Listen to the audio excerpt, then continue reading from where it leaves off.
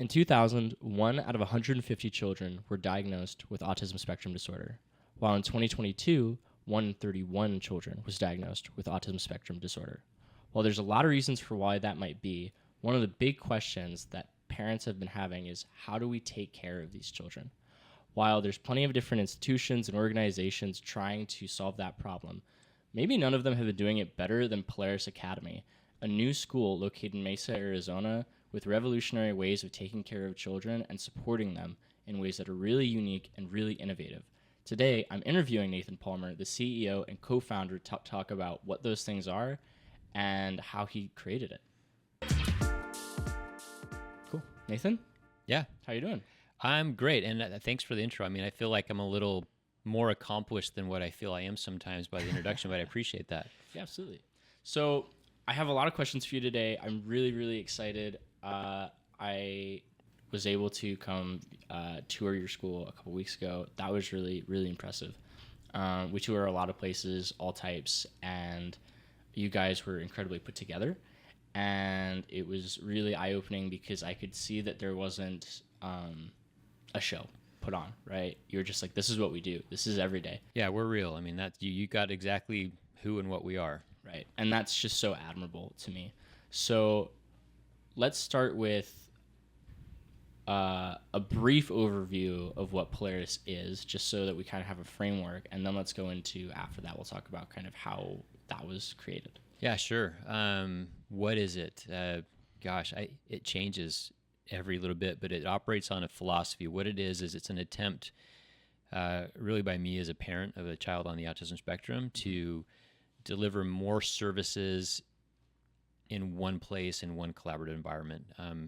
There are so many options out there and so many approaches, as you were mentioning in your introduction, to how do we address this thing called autism. And Polaris Academy was our effort to say, instead of doing this here and doing that over there, how much can we do all together in one spot, and what would that look like? And so it's blending supportive therapies with a traditional academic experience in a way that's more inclusive than I'd ever seen. So that was kind of the goal. It's what we are, and it's this really incubator of what can you do when you blend things in a way that's not a medical environment but still has these clinically trained staff and a teaching system.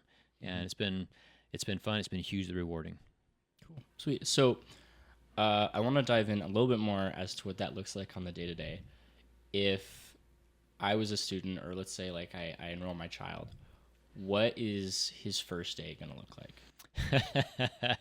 You said first day, and Garrett, the first day is always interesting. Mm-hmm. First day last year was chaos because we were new. And I mean, our first day open, just in full disclosure, our first day open as a business was August 1, 2024. So that was day one of everything. Mm-hmm. And it was a learning curve on so many levels. We had kids that didn't know each other, so they were coming together for the first time. We had this blended experience, which is class, but also therapy supports.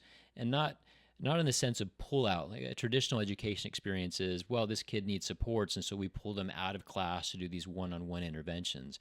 We don't do that. It's just all part of class. So they're getting this experience they've never had before.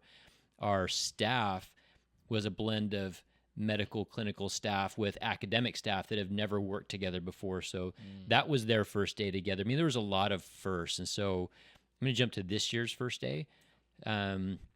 Our hope is it just feels like school. It just feels like normal school. And I use normal loosely, but the experience of most kids on the spectrum, anywhere they go, they're the odd one out, right? And so school isn't normal because there's all these other normal things, and they're the abnormality. We want them to be able to go to a place and feel like it is just school. There's nothing distinct. They just get to have their experience in a place and feel like every other kid that they've ever seen in a holistic and educational way. So one of the tricky things about autism spectrum disorder is the spectrum component, right? Is you have lower and higher functioning. You have kids who struggle more with communication, verbalization, others with sensory response. Mm-hmm. It's one of the reasons why, maybe not necessarily to the best interest of the kid's development, a lot of times they have been pulled out into one-on-one interactions with strictly adults, right? Yeah. How do you manage that component of just how wide of a spectrum there is and how different kids can need so many different things. It has been, so that question, Garrett, is more loaded, I think, than you realize. It has been a journey of discovery. How do you do that, right? I think that's the question we're continually trying to answer. And maybe let me touch on something you kind of hit on. Typical therapy is one-to-one, right? It's an adult and a child. And there's lots of reasons for that. Some of it is, from a clinical perspective, it's more intensive, right? So they get to focus just their attention because every kid is unique, and especially in the spectrum, you know, the saying is you've met one kid on the spectrum and you've met one kid on the spectrum. But there's other reasons. There's regulatory reasons, which is there's HIPAA concerns and medical disclosure and protecting client confidentiality. There's other regulatory concerns of billing, like how do I track services from one kid versus another? And so the clinical approach is, well, if I have one adult, one child, all those things are easy to answer. Confidentiality is built in. But it's counterintuitive because the biggest thing we're trying to do for these kids, right, help them to integrate into society, to develop their social developmental skills, their emotional regulation components.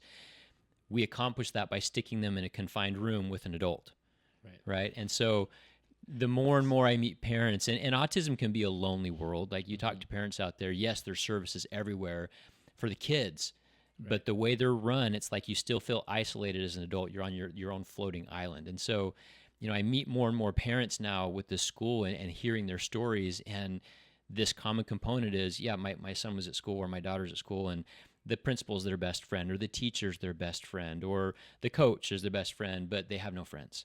Or they go to the park and they relate with the adults versus the kids. And so we're, I think, unintentionally programming this secure relationship that we don't want to be what they actually grow into. We want them to socialize.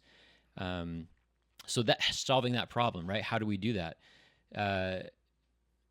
The whole idea of Polaris was, look, rather than running these as medical programs, and rather than running this where we're billing insurance and now we're subject to all these other medical regulation criteria, the big question, the what if is, well, what if you hire all these people as school employees? What if you're not running a clinic? What if it really is just an academic institution? So in addition to your normal teachers and aides, you have these medically trained, clinically proficient professionals as really just overqualified classroom aides, right? Then what can you do? And the answer is, well, whatever you want. You know, if you read some of these like insurance manuals, I'll use ABA as an example, right? It's one of the most common, you know, data-driven, substantiated therapies for social and behavioral development for kids on the spectrum. Well, if you read the insurance binders on the exclusions, what can you not use ABA for? There's a whole page on you can do these things, you can't do these. And Garrett, the exclusion page reads like the scope of work that I ask our clinicians to do at Polaris. Right. You know, in an insurance setting, you can't work on academic goals, you can't work on vocational programming, you know, you can't work on behaviors within a athletic or a school setting. I mean, there's all these things that are just you're limited by. And when we took the insurance component away, the question was, well, now what can we do? So to answer your question, what does that look like? We're answering that every day. How can we merge it in? And we realize we're creating this new form of therapy that you actually can't get in a clinic because it is group-based. And, you know, how do you avoid the HIPAA concerns? It's easy. You just don't tell the group whose goals you're focusing on. But we can still data track. And so we can still take meaningful program data and we can still do analytics. We just don't do disclosure. And now these kids that have either been, you know, super anxious because one-on-one with an adult, I mean, you know, we're in this podcast and there's lights and there's focused attention. Well, it's anxiety inducing when it's just one child and one provider. But put them in a group of kids now. And now do these same type of workshops and these same type of interventions, but with peer support and with peer modeling and not feeling like they're the center of attention. And I'll tell you, they blossom. And so what we've been able to see and create by just answering that question, you know, how do we approach that? It's been eye-opening because one, our clinicians are unleashed. They get to use their skills without the fear of, am I following protocol? It's just what's in the best interest of the child, of the group. And it allows us, I think, to really holistically look at how do we not just situationally treat autism, but how do we globally as a social group blend and collaborate cohesively all these approaches in one model? And it's been super rewarding. Wow. Sorry, that was a really long-winded answer, but I mean, that was so a loaded cool. question because it's how do we do it? I think right now we're truthfully just scratching the surface. Every month we get new data and new ideas of integration, and it's been awesome. No, Nathan, that's fantastic. When you say it, it makes so much sense, and it really begs the question of why it hasn't been done before. But the answer really does come down very often to insurance, right? Qualifications, standards. This is something that we deal with a lot at Redemption Psychiatry. Is insurance will be like, well, you have to do something this exact specific way, even when that's very clearly not what the patient needs, which is infuriating. It's something that we do a lot of workarounds for because we're here to take care of people. Right? Yeah. And I hate to demonize insurance for it. I mean, it's a blessing in a lot of ways to have that support. And if you look back at the beginnings of a lot of these therapeutic approaches, whether it was ABA or OT or speech, once we realized they worked, right, and they were a viable option, the question is, well, how do we make these available to the masses? Because it's not inexpensive, right? This is not cheap. And so the solution was, well, let's use insurance because people have insurance, and that's a way for everybody to have availability of these resources. And the downside of that in making it available was it curtailed this field that was, applied behavior analytics. And it said, well, now we just can apply it to medical necessity. So it's less, I think, that anybody's trying to do it wrong. And it's more a symptom of the vehicle we chose to make it mass available. Yeah. Personal opinion. I mean, it's... No, I totally agree with you. Again, very similar. That's what we deal with here is like we take every private insurance almost under the sun. There's always an exception somehow. But it's trying to find that balance of like we want to make sure this is as cheap and as affordable and as viable for as many people as possible. But also we want to do what's really best for the patient, right? Really best for the child. I really want to touch on your school store. And I'm probably jumping the gun a little bit. I know there's a lot of other things we can discuss. We can bounce as much as you want. Sweet. So when I went, you had a school store, 3D printers running, and I was like, oh, that's interesting. And then you talked about, that's all the kids. So I would love for you to break down how that came about, what it is. Please tell me the story again. Yeah. So the school store specifically is a funny story. I'm not an academically trained professional. Like my background is not in education. It's not in therapy. So it's funny because, I have this school for autistic kids and we're doing these things and people ask, where was your training? And I was like, well, I was a contract attorney and a real estate broker. I mean, that's who I was, but I was a dad. And I think like so many parents out there, I just had these wish list things that I wish I had this for my son, or I wish I had this experience. And one of the things we wanted to develop in education was applied learning, right? Not just you go to school and you learn abstract concepts and do worksheets, but you can actually see how those things translate into functional living. And we had already conceptualized like a STEM center and a culinary center to give like, this is what school looks like at home and this is what school looks like in community.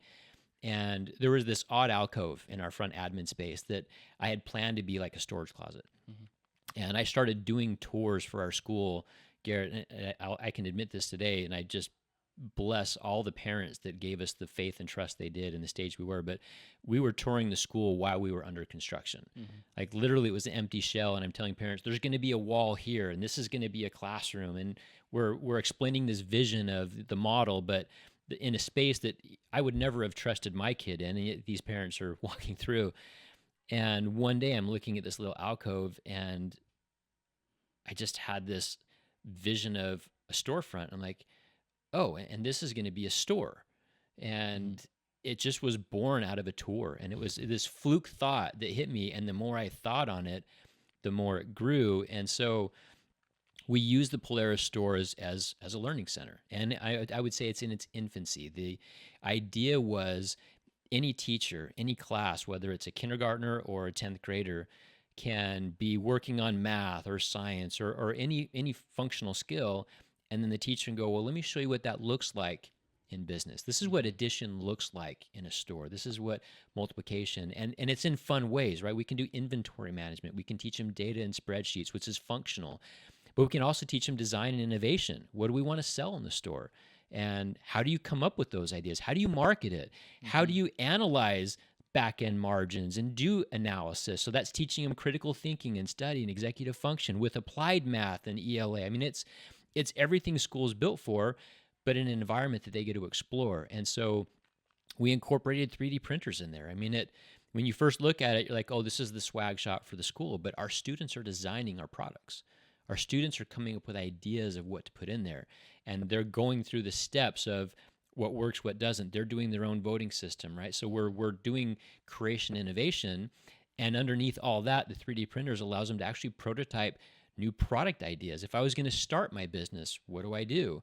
One of my favorites is there's a pencil holder one of our students came up with, and it was just a conceptual design, turned it into a 3D model, and then we printed it, right? And it's a pencil holder with these arms outreached. So if you stick a pencil in the top, it's a pencil holder, but it will also hold the pencil in your hand. So it's a pencil holder that holds. I mean, I love the way their minds work. It's so charming, yeah. You know, and a younger kid might pick a different style hand to put on it or a different color or customize it with a name. But with the older class, I'm going to ask, well, that's specialized filament. It's two-tone. What was the cost of the roll? What was my per unit production cost? How much can I customize it before it's not cost efficient? What should I market it for? What are competitors doing? What's my margins? Is it viable? And, you know, out of that was born a business that my junior high class came up with and executed last year on a food service idea. And it was one they came up with. So by creating the space, they're like, well, if we're doing business, can we really start one? And they pitched me. I felt like I was on a episode of Shark Tank, but I was the only shark. And they did a full presentation with PowerPoint. And Garrett, it was I was proud they just had the idea. Right. And then they said, well, we went to all the classrooms and we got this data from our peers. I'm like, I'm proud you just went and presented with a friend in front of kids and extracted and analyzed data. And then they put it together and it says, now we have this need and we're filling it. And here's our business and here's the name and here's the order forms and here's how we're going to source it. And here's the research we did. And I'm like, I'm blown away. And and so we want to start our own business. And I'm like, thumbs up before they're even done. Yeah. They made over $1,000 last year running their own business that they can now fund their own student initiatives. And I've got fourth graders, first day of school this year, like, Mr. Palmer, I can't wait till I'm in that class because I have an idea for a business. And so it created this win, you know, where you don't just come to school to be bored or to be worked to death, but they start to see what it's for. Maybe there's some limitations, but that doesn't mean they can't innovate. It doesn't mean that they can't be creative. And so we celebrate that in just the funnest way with the stores. That's selfishly, it's one of my favorite spots. And again, I think we're just scratching the surface of what that can mean for educational application for the kids.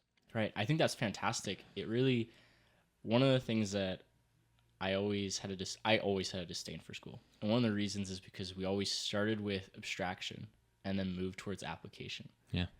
I have always been a strong believer and supporter of you start with application and you move towards abstraction. If you want to teach a kid gravity, start by dropping a ball.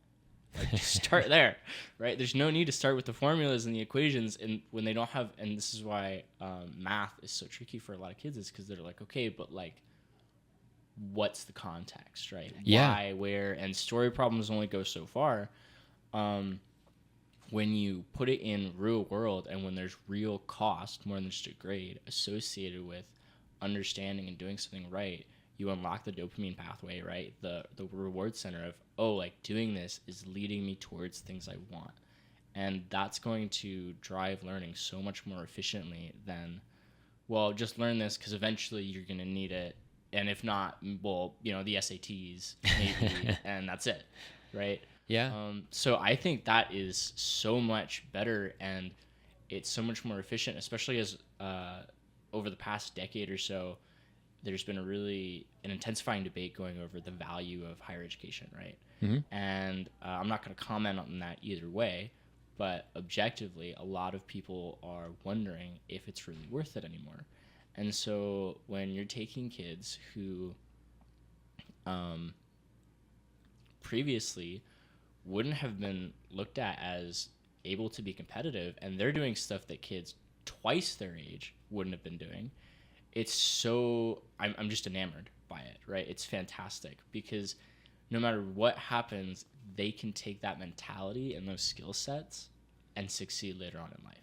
100%. So that's just so cool. Yeah, and private education gave us some of that flexibility. You know, it's the way you said it was so much more eloquent than I did, because again, I have no academic background, but I always looked at comparative grading or performance-based grading. Like, you know, you get your A, B, C, D, or F based on how well we test that you incorporated the data. And you can't do that with this crowd because they're so diverse. So, you know, testing for us is not checking proficiency. Testing for us is data analysis. It's where are the deficiencies so that we can use testing as a metric for curriculum development, not for their performance. Right? It's just a different approach. And even production, to your point, instead of just having it be I'm producing abstract responses, you know, we can test proficiencies on production.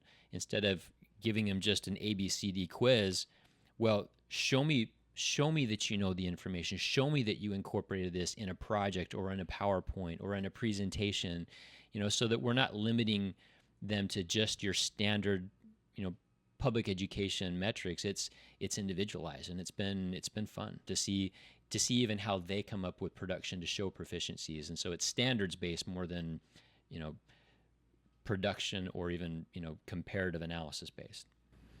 That's great. It reminds me of a really great quote, which I'm sure I'm about to butcher, but it's, if a captain wants to build a boat, before he gets wood, before he finds his sail, everything else, the first thing he has to do is make his sailors yearn for the sea, right? And it's after that the building process goes smoothly. Everybody comes together because the desire's there. And it's that desire that really drives learning, innovation, and everything you're looking for in education. I want to jump back now into how all of this happened. You said that you started out in real estate, right? Yeah. And so how do you get, and I feel like when I talked to you about this last time, you were so casual about it, but to me it was really mind-boggling. How do you get from real estate to starting this like revolutionary school for kids with ASD that's doing all these amazing things, especially in so short of a time span? Yeah. Well, like, I think the only reason it's revolutionary is because I wasn't classically trained in education. And so I was able to approach why do we do things this way, and come up with maybe some non-conventional approaches to it. But the how,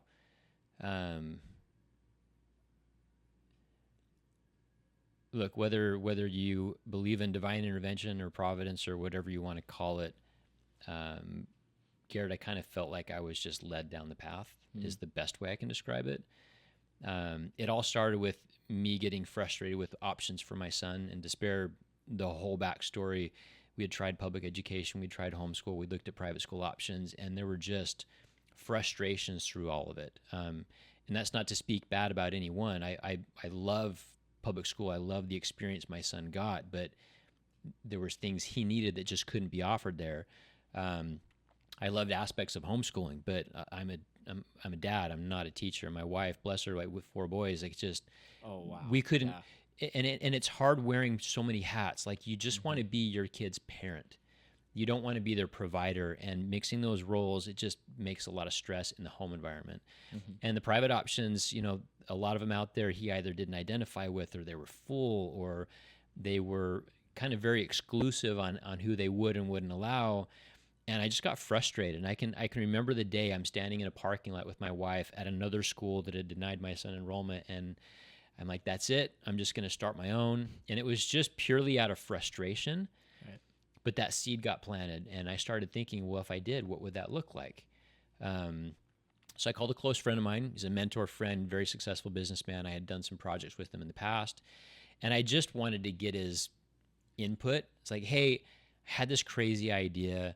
I'm not sure I even know what I'm doing, but it was this idea of blending, right? Just simplifying and cohesively combining these resources in a way that I just couldn't find. And like 5 minutes into the call, he stops me. He says, "I'm in. What do you need?" And I was like, "That." Well, I wasn't soliciting, but I mean, he's like, "No, I'm in. We're doing this." And he wasn't in education, so we went to lunch a couple of days later. Had this grand plan that we were gonna build our company name, get some branding, so that we looked somewhat legitimate, other than just me and him that had this weird idea. And I was going to meet with a principal that I heavily respected. He was a principal for my other kids. I knew how state retirement worked for principals in public education. I had no goal of hiring him. I just thought maybe I could catch him in the summer months sometime and he could consult for me. It's a few days after that, I'm dropping my kids off at school, and he's out doing crossing guard duty, and it's raining, and I'm in my gym clothes and Mickey Mouse sweatshirt, and I get this prompting to go talk to him. And I didn't have a name, I didn't have a location, and I was like, no, I'm not ready, sticking with the summer plan, but it wouldn't go away, so I ended up just talking to him. And when I mentioned I was thinking about starting a school, he stops me and says, "Are you serious?" I'm like, "Yeah." He says, "Great, I'll run it for you." And totally caught me off guard, and he explained to me he was actually in his contract window, which for educators happens in the spring, not the summer. I didn't realize that. He's like, "Had you waited till summer, I would have said no, because I already would have been under contract for my next thing, but I'm up for retirement next year, and I've been deciding, what do I do next?" And it's just, Garrett, so many things just fell in my path. And the only reason it happened as quickly as it did is that every piece I needed to make something like this work literally presented it to me within the first couple of weeks, even down to my business partner, Brad Broyles, who's like our CFO and business backing him. He came from commercial real estate and was a VP for commercial banking. He had more accounting and finance background than I could ever wish for. And I'd never run business systems. I'd never modeled out business portfolio programs. And he had no experience in autism. And I told him what I was thinking of doing. He's like, "Nathan, I'm in. Like, let's do this." I'm like, "Brad, but you don't know anything about autism." He's like, "I don't care. I can learn." And so, and I'm looking around like, I know nothing about it. My principal was not a specialized autism principal. My finance partner wasn't, but that was okay, because we were doing something that no one had tried, and it brought these dynamics from an education perspective, from a finance perspective, from a business creation perspective, and then we networked into people that believed in this vision and were excited about what we could create if we blended. And our staff, I didn't run a single one ad for our staff the first year. They all came organically. Wow. So how did it happen so fast? I don't know. It just did. And, I talk about this a lot with my business partners. I in real estate, I'm used to pushing a project along, and like, it's a grind. I've got to push stuff across the finish line. This one, I feel like I'm being pulled, and I'm just trying to run to keep up. Wow. So that's a long and, again, abstract way to answer your question, but it happened just because I think it was supposed to. That's fantastic. I had a lot of thoughts while you were talking. Feel free to cut me off at any point. No. I'm a talker, so Please. It's fantastic to listen to you. So one of the things I'm curious about, and then I've got some other questions, is you talked about how you had no wanted ad for staff your first year. What was your turnover rate like? Because historically, in if you like ABA centers, for example, they have really high turnover rates. Yeah. And most clinics, groups, whatever it is that are associated with AST tend to have high turnover rates. How do you guys have that? How did you face it? What's the case? So that first year, none of our teachers left. Wow. None of our admin staff left. None of our specialists left. And we had one support aide that for life circumstances chose to leave, but were not let go. They had to have a shift. Wow. So it's great. That's crazy. Yeah. Yeah. And it's funny. Prior to doing this, I joke because, I'm a CEO now of a company and I have employees that work for me. I guess I'm a boss, in some sense. I've never worked for anybody in my life. I've never been a W-2 employee. I've never been a boss. I've never had a boss. And so I joked with my staff. I'm like, I don't don't see you guys as working for me. I kind of see you all as working with me. And maybe that's just dumb luck, but it created a very collaborative culture where, we were hiring people not to execute a task. We were hiring people to create. And I think there's a lot of, I think there's a lot of fulfillment value in working somewhere where you're not just doing the 9 to 5 because that's just what you're doing at this point in your life. You're part of building something and creating something and innovating in something. And every member of our staff, like, we involve in that. They're very, very, very, very much a part of having created it. Like, I don't think it was just 1, 2, or 3 people that conceptualized this. It was this village effort, and I couldn't have done it without them. Wow. Hey, what's up guys? My name is Garrett, and this video was made possible by Redemption Psychiatry. We're a private practice located in Arizona focused on providing mental health services for those in need. If you or anyone else you know is struggling, please feel free to have them give us a call today.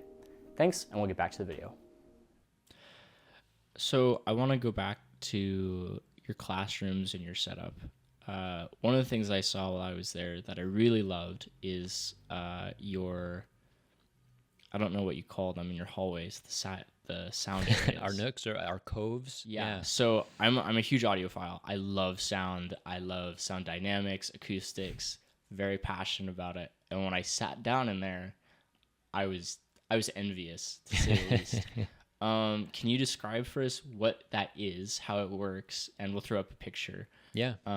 For those watching the podcast, and how that came about, because I really love this. Yeah, those were an accident, but again, like all of this, I think it was divine intervention. Mm-hmm. We did a lot of intentional research into autism architecture. It's a very new field. It's not a very known field because it's very specific, but creating an environment that is helpful for kids. And if you look at dysregulation in the autism world, there's and again, I'm not a professional, but this is just my base understanding. There's kind of 4 main areas of dysregulation. You have emotional dysregulation, which is we all deal with, but especially in the spectrum, it's harder to navigate because it can be so abstract. So teaching them those emotionals and responses, OT is great for that. You have behavioral dysregulation, which is a lot more that ABA world, that data-driven, behavior-focused, intentional response. You've got chemical dysregulation, which is kind of your world, right? It's prescriptive. Sometimes there are chemical imbalances that drive this dysregulation. And you have environmental and sensory. And so many institutions that I had been to with my son were triggering just by the nature of their design, whether it was claustrophobic or whether because it felt too sterile or it triggered this, I'm in a medical environment or I'm in a prison environment. It evokes already a sense of you're coming from behind. Mm-hmm. And so we wanted to create a space that was inviting and warm. It helped with focused attention, but comforting. And we were working with a building that had already existed. And so my as-built plans, I drew based off of this existing framework. And you never get measurements exactly right. And my framers called me one day and says, hey, we're off 2 feet in this one spot. And it's created this alcove. Like, do you want me to frame across it? You want me to wall it in? Do you want me to make it a closet? And I went and I stood there, and I had this memory of going to a public event, and they had these sensory seating pods.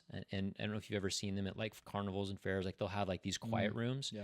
I've always hated them because it's like you're on full display because there's windows, and you have to do it so you're not boxed in a lightless room. But anybody that goes in there is going to feel anxious because it's like, hey, look at the guy in the box.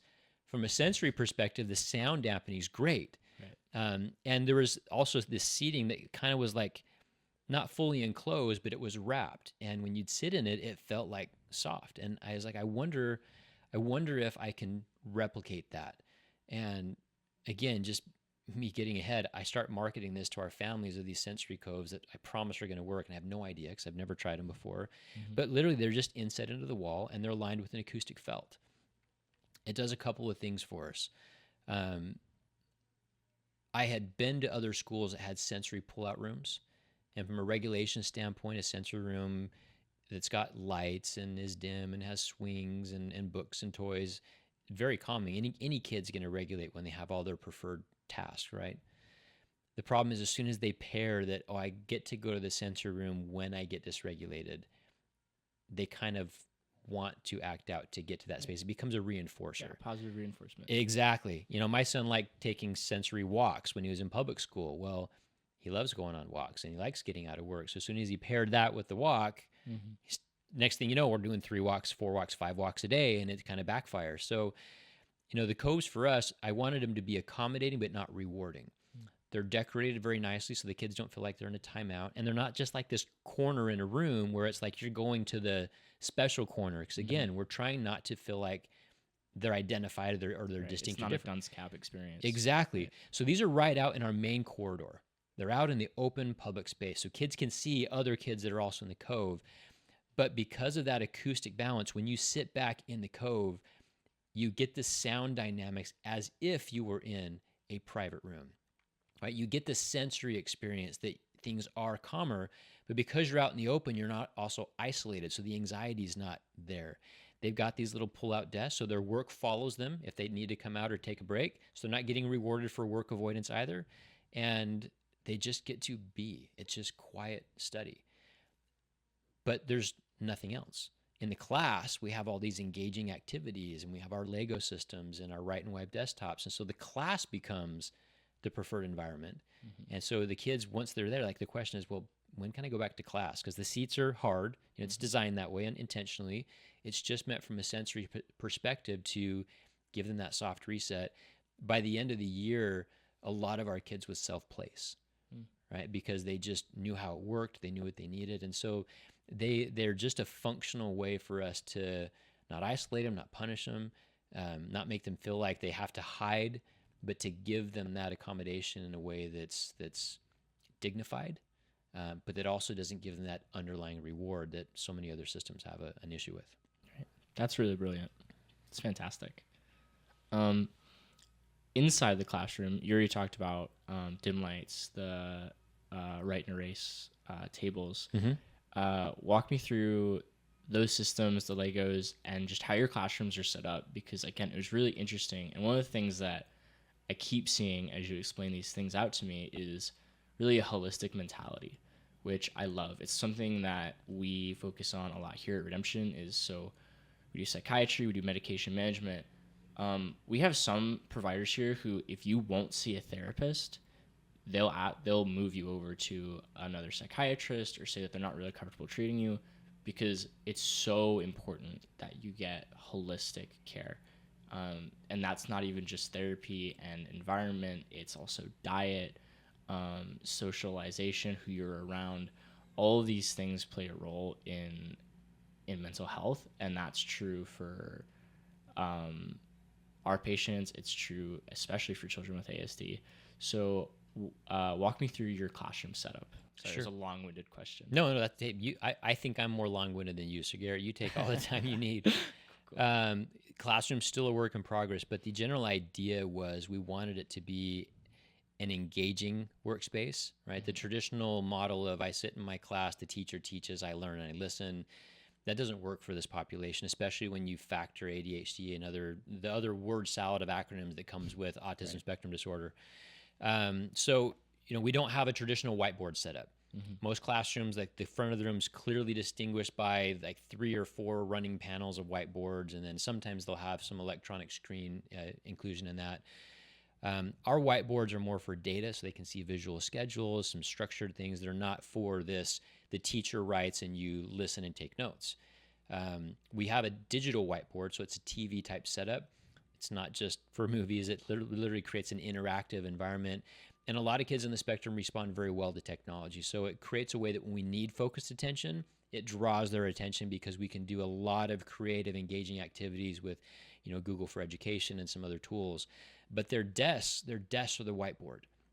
So instead of watching the teacher write and they listen, the teacher teaches and the functional whiteboard is their workstation. Now that gives a lot of creative play, because you can have a lot of fun engagement with your desk. It has not translated into writing on furniture at home, so that's been a good thing. Yeah. For our younger kids, it introduces elements of like occupational therapy and different grip pattern for fine motor skills and for initial writing and letter dynamics. As they get older, we use it for prototyping and modeling and coming up with creative ideas and blueprints. And I mean, it's just a space that I think is a lot more mentally rewarding than just paper pencil. The classroom itself has adaptive lighting. So a lot of schools that I had toured had like pillow sheets and tinfoil over these fluorescent lights. And it just feels ghetto. Like it just screams, okay, we get you're different and our fix is a cheap pillowcase, you know, like, no, we can put in the right kind of lighting, and it's not fluorescence, it's a specialized LED. The color of light we picked was intentional for focused learning. The spacing of our lights to avoid shadowing or spotlighting effect, like everything about it was designed to just make it feel comfortable and adaptable and adjustable. Our desk structure, if you remember, you know, some of the classrooms, they were in group settings. Some of them, it was more forward facing, and some of it, they were paired. So that blend of academics with our therapy behavior approach, you know, we're playing with desk structures to teach them skills while they're doing their academics. And so that team, our class sizes are right around 15 kids, but I got 3 adults in the class. I got the teacher and then 2 of our licensed behavior technicians. So they're working as a collective team. So we have a good group ratio. We have the ability to be more individualized and support our kids in the way that they really need. Wow. That's really amazing.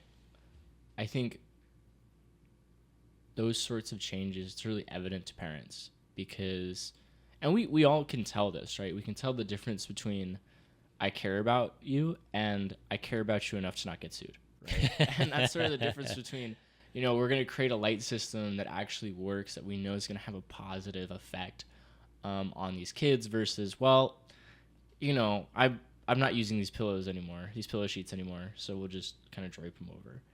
And that intentionality, I think, goes so far, especially because, I mean, kids pick up on that so well. Most of communication is nonverbal, right? And so when kids are looking at us and what we're doing, the attitudes and the intentionality that we do them with is usually what they pick up on more than what we said we were going to do or that we did it. Sure. And so I think it really makes a difference. I want to get into exercise. So kids with ASD tend to be less likely to engage in physical exercise, especially in the cases of like sports, right? Because sports is highly sensory. It can be volatile, right? Especially if you're playing with other kids who don't have ASD, right? Kids can shove, push, scream. It can be a really, maybe for lack of a better word, just hostile environment. Sure. And that can lead to kids with ASD not exercising, not engaging in group play. And those things are incredibly important, not just for social development, but for physical health and development. Mm-hmm. What are you doing in that field? What's gym class look like? It's not like any gym you've seen at other schools. So, you know, my son was the quintessential, you know, it's PE time, it's in a large basketball room, and so all the kids are doing their thing, and he's on the sideline by the coach, right? Because that's a safe space. I wanted to create a spot that, to use a word you touched on, play, taught them how to play. You know, so much about physical movement and development happens with kids when they play, and for neurotypical kids, that's just part of the growing up experience. For whatever reason, you know, developmentally, kids on the spectrum, and a lot of that's social, sometimes it's anxiety driven, sometimes it's just exclusion because kids feel that they're different. They don't get some of those just standard play-based experiences. And so it creates, beyond just developmental milestones, it creates social anxiety that's not born out of anything chemical. It's just, I feel anxious because I don't know if I can do those things. I don't have confidence in movement. So we wanted to build, our gym is called the Intentional Play Gym, and it's designed to teach kids not just how to play, but to equip them with the skills to creatively play. So, you know, we call it a tumble track trampoline. It's like a gymnast trampoline. We teach them principles of basic gymnastics, how to tumble, how to roll, how to jump, how to twist, how to flip, right? And then breaking those skills down into their fine motor skill sections to progressively get them to doing these physical movements. For some of the kids, they're hesitant because they've never done them before. For others, like there's like root reflexes they never moved through, like that inner ear sensation of being upside down. It's triggering, right? It creates anxiety just because it's a sensation response. Well, getting used to that and realizing it's okay and giving repetition and, you know, repeated exposure, they move through some of these physiological anxieties in ways that now they start to have fun with it. And that dopamine hits, and that, so they're getting now a different chemical response that's rewarding.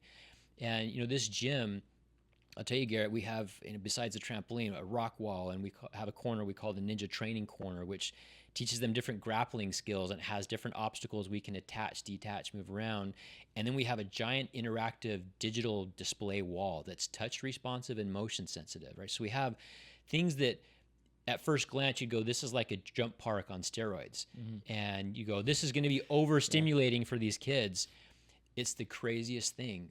When they get in there, it's like the anxieties melt away because their population are their peers. Right. And they don't feel this hesitation because they see other kids with similar limitations. And Garrett, within the first 2 weeks, these kids that were socially withdrawn, these kids that didn't engage with their peers at parks, these kids played, and they played hard. Like it was, on one sense, it was a bit of a troublemaker because it was a super preferred environment, and so getting them to transition to and out of that was a little bit difficult. That's a great problem to have. It is, but man, I'll tell you what, some of the kids that you would wear headphones around the school, they'd take them off in there, even though it was louder, even though the lights were more aggressive. And this aha light bulb just went off. Like, it's not that these kids don't want to play. It's that they really didn't know how, or they didn't feel comfortable in their environment. And so it creates this space that they are rewarded for play engagement. And by the end of the year, you know, my son was playing basketball at the playground with his brothers, and he'd never done that before. And he just had this confidence about his movement he didn't have before. So it's been fun. I have some of our students that like hold their birthday parties at the school in that room. So, you know, it's been great. And it's a testament to, you know, we in our heart say this is a population that doesn't know how to play and socialize. Right. I will tell you, Garrett, by changing this model where we're putting them in groups rather than isolating them, they're hypersocial. They just needed a spot to connect.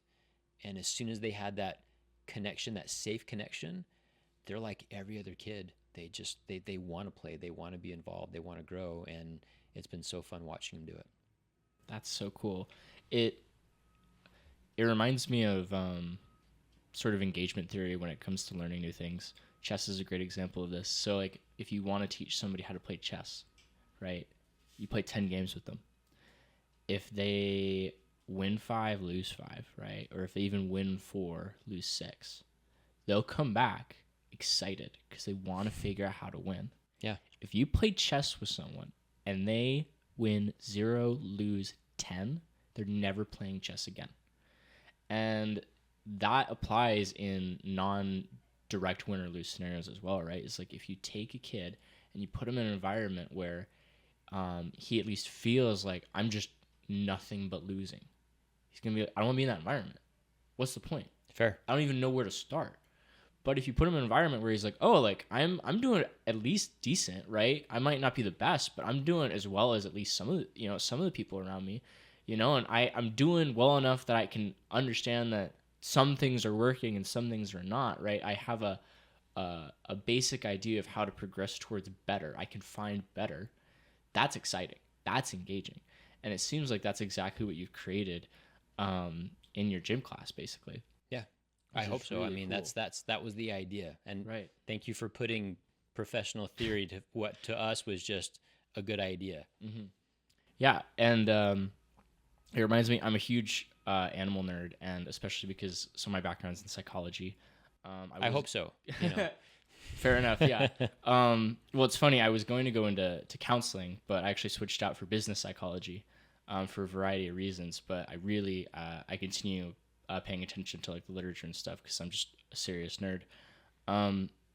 If you look at mammals, mammals have a disposition to play. And so there's actually a really, really great study that I'm going to find it. Hopefully I'll be able to attach it to this podcast episode on... I'm not sure if it was mice or rats, but it was one of them in regards to, I think it was rats, in regards to play engagement and ADHD. So if you, rats tickle each other, that's how they play. It's absolutely adorable. You I did not know hear that. them. Yeah, it's strange. You can't hear them laugh because it's too high pitched, but they do in fact giggle. And so if you, every time they engage to play, you take one out and you put him in a separate area, and then you let him go, and he'll come back and he'll try to play, and you remove him. If you do that repeatedly, their motor cortex won't develop correctly, and so they'll have misfires that show up very similarly, and it's always a slight stretch to go from animals directly to correlate to humans, right? But it shows up very similarly to the activity tics you see in ADHD, which is highly correlated with ASD, of the bouncing leg and the repeated self-soothing behaviors of movement. And it's because it's the motor cortex firing and trying to engage with the body, and it's not wired up, because the way the motor cortex wires to the body is play as a child.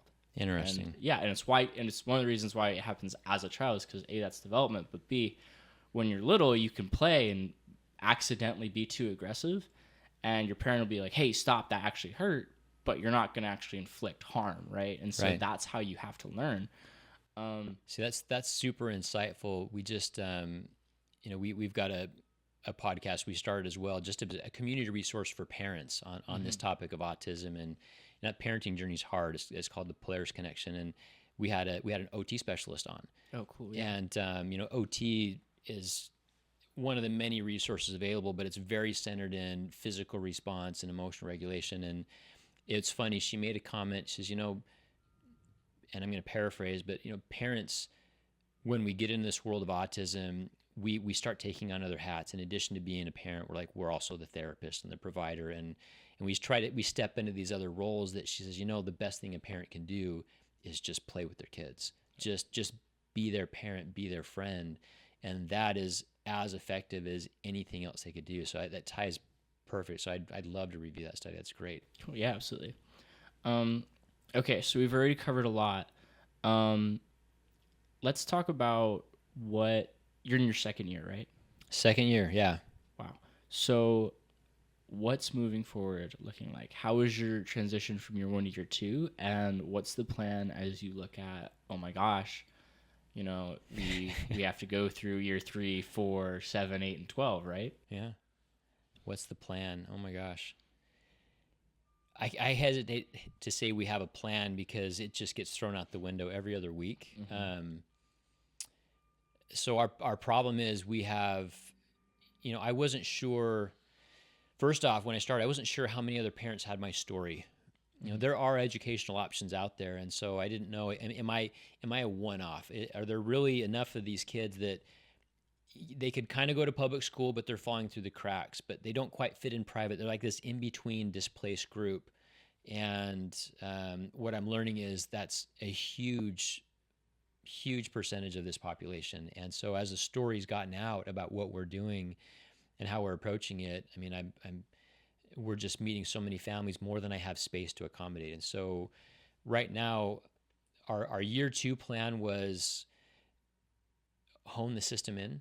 Yeah, year 1 was creation year. It was, Garrett, we didn't even invent our report card until a few days before we had our first parent-teacher conferences, and we were building systems nonstop. But we've got enough in place that fortunately this year we're up for formal accreditation. I needed that because my son's in 9th grade, and I want to be able to have transcripts and get him college ready, to be able to give him a state recognized diploma. So, that credentialing is retroactive as of this year. So we'll be a fully accredited both academic and STEM institution this year. Wow. And so that allows us to now do the next phase, which is I want to develop our junior high school. We've got the location already identified. So fall of 26, we have 2 new campuses that we're going to be opening. Right now we're in 10,000 square feet and we are bursting at the seams. Each of the new campuses next year independently is like 25,000 square feet plus. So I'm going from 10,000 square feet to 60,000 square feet next year. And that's a huge relief because I want to be able to service as many kids as I can.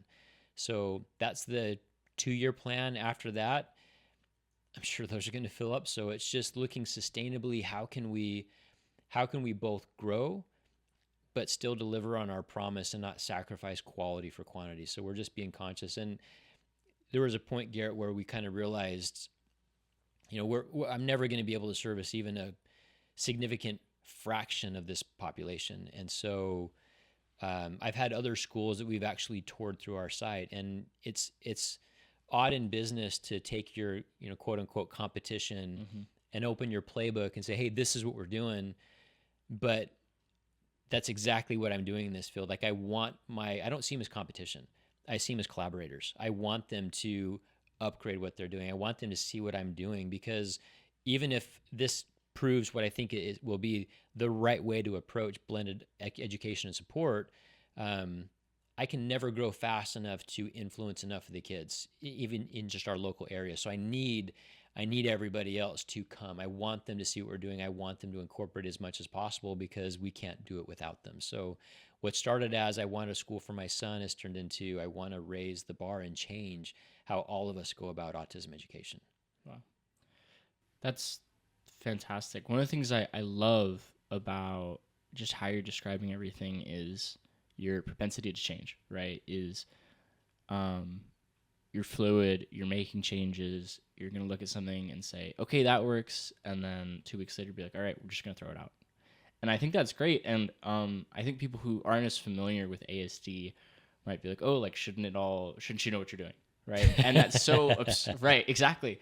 And it's so absurd, but it's counterintuitive, because if you're not used to working in this subfield, you don't understand what the need is. And you phrased perfectly earlier, right? If you've met one kid with ASD, you've met one kid. Yeah. Right. And so it's really important that when you're working with this population, you have a highly adaptive mentality and that you have a highly adaptive environment, because if you have an overly structured environment, you kind of slowly start to fall apart, because more and more kids aren't going to fit into whatever thing you've locked up. Yeah. And if you're not changing it, those kids are going to get pushed to the wayside, which is exactly what you're fighting against. Yeah. And the only thing that creates that, Garrett, is an adaptive culture. The truth, the secret sauce in all this isn't just the idea, right? The idea is out there. I've told everybody what we're doing, that this is not something that we're holding close to our chest.